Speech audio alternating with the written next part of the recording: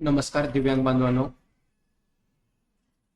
मी तानाजी घोडके, संस्थापक अध्यक्ष दिव्यांग उद्योग समूह महाराष्ट्र राज्य या सामाजिक संघटनेच्या माध्यमातून महाराष्ट्रामध्ये निघणाऱ्या नवीन योजना दिव्यांगापर्यंत पोहोचवण्याचं काम या यूट्यूब चॅनलच्या माध्यमातून आम्ही करत असतो।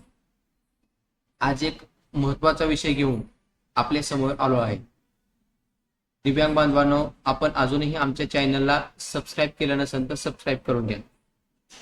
आजची महत्त्वाची माहिती आपण पाहण्यासाठी आपल्या दिव्यांग उद्योग समूह या वेबसाईटवर येऊ। वेबसाईट आपल्याला डिस्क्रिप्शन बॉक्समध्ये दिलेली आहे। divyangudyogsamaah.org.in ही वेबसाईट टाकल्यानंतर आपल्या समोर दिव्यांग उद्योग समूहाची वेबसाईट ओपन होणार आहे। आपण पाहू शकता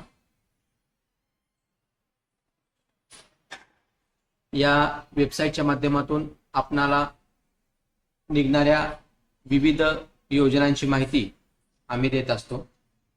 आज अशीच एक महत्त्वाची माहिती म्हणजे दिव्यांगाकरिता मोफत ई-रिक्षा ऑनलाईन अर्ज आर्थिक वर्ष 2024-25 याकरिता अर्ज भरण्याला सुरुवात झालेली आहे।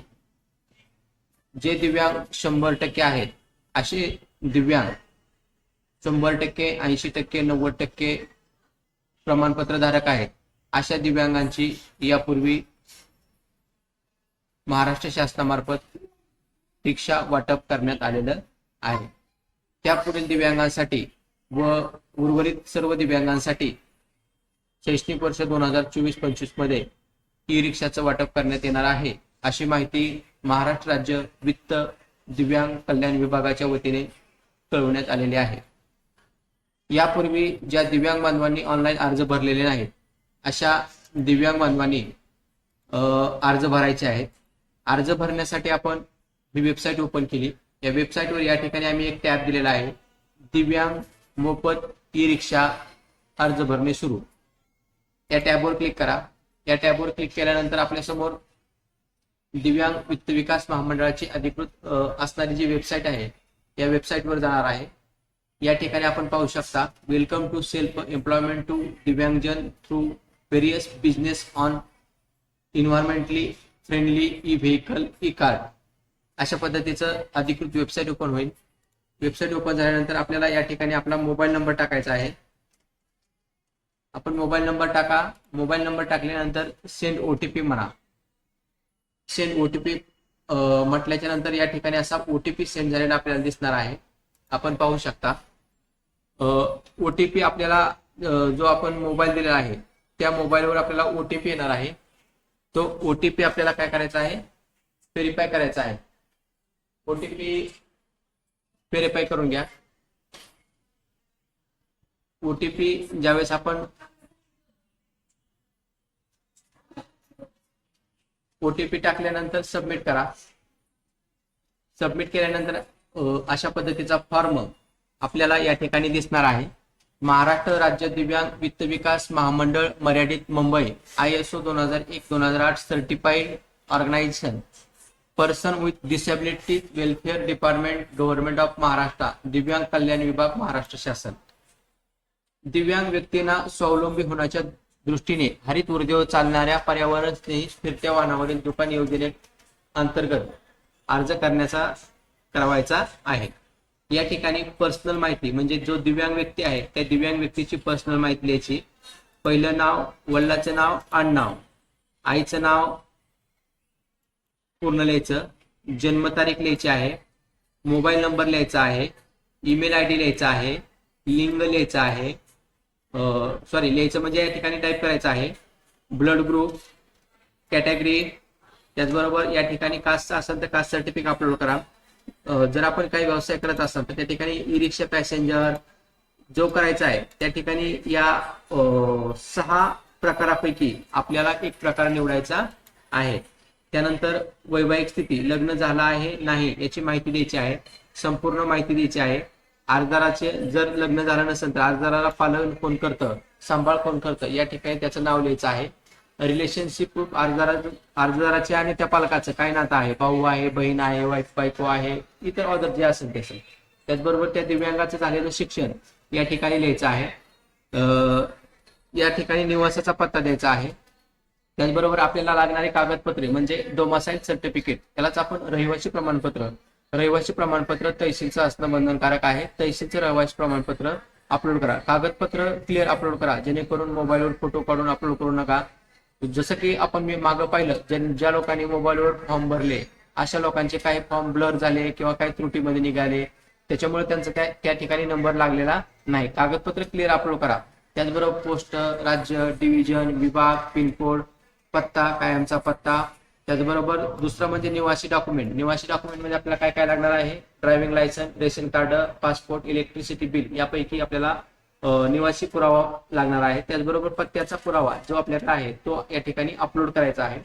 त्याचबरोबर दिव्यांगाची माहिती द्यायची आहे. दिव्यांगाची माहिती देत असताना आपला दिव्यांगत्वाचा प्रकार कोणता आहे, लोकोमोटर डिसेबिलिटी आहे, ब्लाइंडनेस आहे, हिअरिंग इम्प्रुव्हमेंट आहे. जे दिव्यांगाचे 21 प्रकार आहेत, या 21 प्रकारामध्ये आपल्या कार्डवर जो प्रकार आलेला आहे तो प्रकार या ठिकाणी टाकायचा आहे आणि आपलं कार्ड या ठिकाणी अपलोड करायचं आहे. या ठिकाणी आपल्याला एक दिव्यांगाचं सर्टिफिकेट असतं, ते सर्टिफिकेट एक अपलोड करायचं आहे. आणि दुसरं म्हणजे UDID कार्ड. UDID कार्ड देखील अपलोड करायचं आहे. UDID कार्ड आणि सर्टिफिकेट ही दोन्ही कागदपत्र अपलोड करणे बंधनकारक आहे.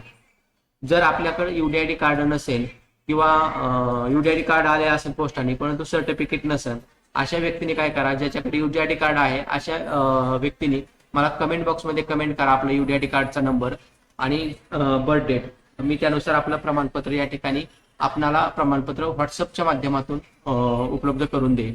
व्हॉट्सअपच्या माध्यमातून आपल्याला ते प्रमाणपत्र मिळवता येईल. अशा प्रकारची महत्वाची माहिती या ठिकाणी अपलोड करायची आहे. त्याचबरोबर दिव्यांगाची टक्केवारी ही 40% जास्त असावी अशा व्यक्तींनाच अर्ज करता येणार आहे. आपण पाहू शकतो, अस्थिभंग, कुष्ठरोग, मेंदूचा पक्षाघात, शारीरिक वाढ खुंटणे, स्नायूंची विकृती, आम्लपीडित, पूर्ण अंध, असे जे 21 प्रकार आहेत, या 21 प्रकाराचे लोक या ठिकाणी अर्ज करू शकतात. आणि त्यानंतर या ठिकाणी जे तुम्हाला कधीपासून दिव्यांगत्व आला आहे त्याची तारीख लिहायची आहे आणि डिसेबिलिटीचा जो क्षेत्र आहे म्हणजे पाय आसन, हात आसन, कान आसन, डोळं असतील इत्यादीची माहिती या ठिकाणी द्यायची आहे. सध्या तुम्ही काय करता, रोजगार करता नाही, आपण एखाद्या शासकीय निमशासकीय सेवेमध्ये कर्मचारी आहेत किंवा नाही याची माहिती द्यायची. आपल्याकडे BPL, APL, दारिद्र्य रेषेखालचं कार्ड आहे नाही याची माहिती द्यायची. उत्पन्नाचा दाखला 1 लाखाच्या आतला, 2 लाखाच्या आतला जे काय असेल तो या ठिकाणी द्यायचा आहे. त्याचबरोबर आपलं आयडेंटिटी प्रूफ म्हणजे ओळख पत्र आपल्याला आवश्यक आहे. यामध्ये आपल्याला काय काय चालतं, driving licence, PAN card, ration card, voter card, Aadhaar card किंवा रोजगार हमीचं जॉब कार्ड, यापैकी एक आपल्याला ओळखपत्र म्हणून या ठिकाणी द्यायचं आहे. आधार क्रमांक.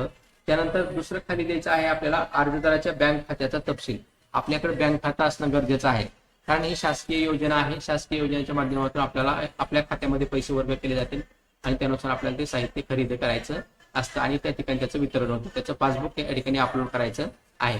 आणि हे सर्व केल्यानंतर आपल्याला एक ॲफिडेव्हिट येणार आहे आणि ते ॲफिडेव्हिट आपल्याला आल्याच्या नंतर आपल्याला ते ॲफिडेव्हिट काय करायचं आहे आपण पाहू शकता. हे ॲफिडेव्हिट अशा पद्धतीने आहे.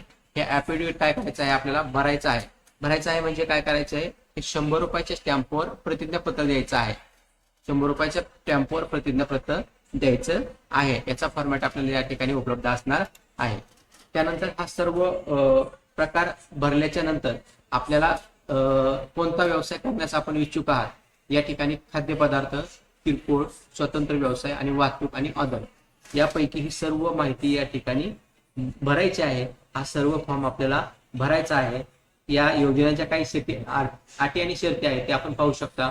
अर्जदार हा महाराष्ट्राचा रहिवासी असावा. अर्जदाराकडे दिव्यांगाचा 40% पेक्षा जास्त असलेले प्रमाणपत्र जिल्हा शल्य चिकित्सक सक्षम अधिकारी प्राधिकारी यांनी प्रदान केलेले असावे. अर्जदार हा 18 ते 55 वयोगटातील असावा.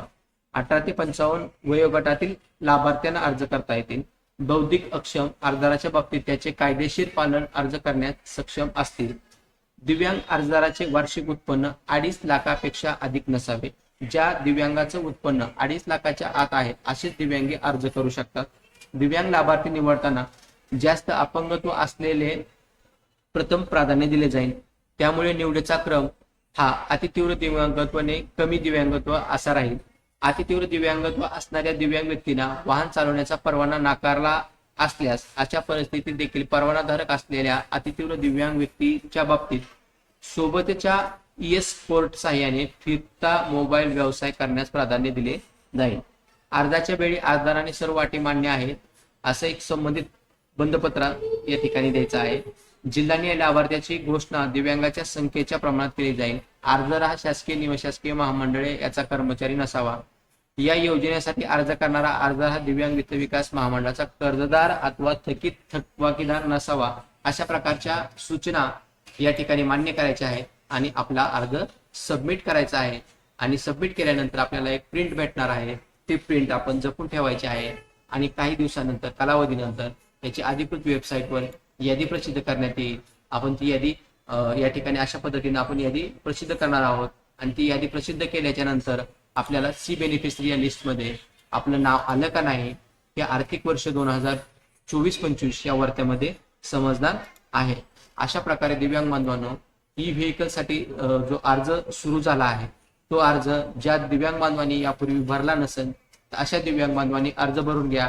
अर्ज भरत असताना आपल्याला जर अडचण काय आली तर आपण आमच्या व्हॉट्सअप ग्रुपला जॉईन व्हा किंवा टेलिग्राम ग्रुपला जॉईन व्हा। या ठिकाणी आपण प्रश्न विचारू शकता। आपल्या प्रश्नाचं उत्तर व्हॉट्सअप किंवा टेलिग्राम ग्रुपच्या माध्यमातून आपल्याला देण्याचा प्रयत्न केला जाईल।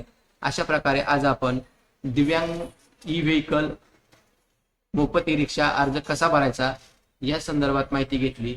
अधिक अपडेट माहितीसाठी दिव्यांग बांधवांनो आमच्या चॅनलला सबस्क्राईब करा। धन्यवाद।